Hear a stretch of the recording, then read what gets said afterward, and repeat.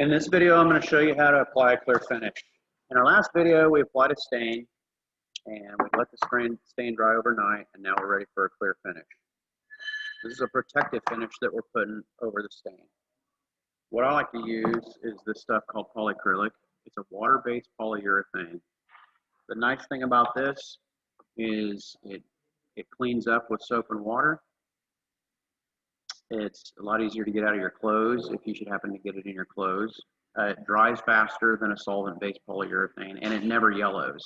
It goes on, it looks a little milky when I put it on. It dries clear and it stays clear. It won't yellow over time. And it's a pretty durable finish. And it's also just healthier for us than breathing the solvent-based clear finishes. This stuff tends to stay pretty well mixed, so there's not much stirring involved. We're going to get the lid off here.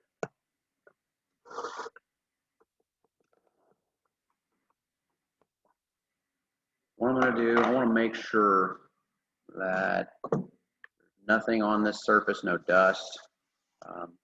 We're going to go over this with just a barely damp rag, just barely damp, and just make sure there's no dust on it. All right. You want just a soft synthetic bristled brush. Okay. Don't like just dunk it in there. You're just using the tip. Okay. What we're going to do is get the tip in there, and we're going to start coating this panel. Don't overbrush it. Get the finish on and quit brushing it. Just get off of it.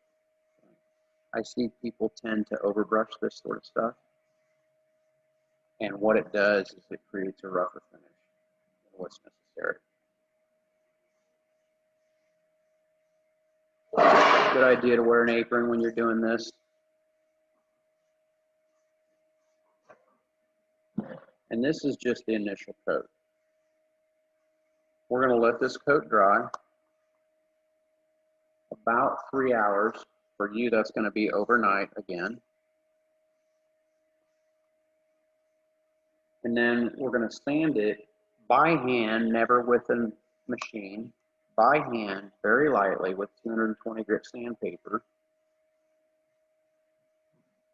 Wipe off the dust, put a second coat on, let it dry 3 hours.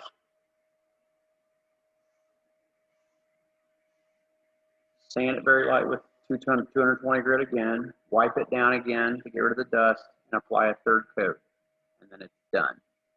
And then you want to wait at least 3 hours before you handle it. So for students, this is a 4-day process, basically. A coat of stain, and then a coat a day of finish. Depending on how big your project is, you could get that done in 4 days. Something you need to watch here is, as I do this, I'll tend to get runs down the ends, you know. I don't want to overbrush. Always brush with the grain.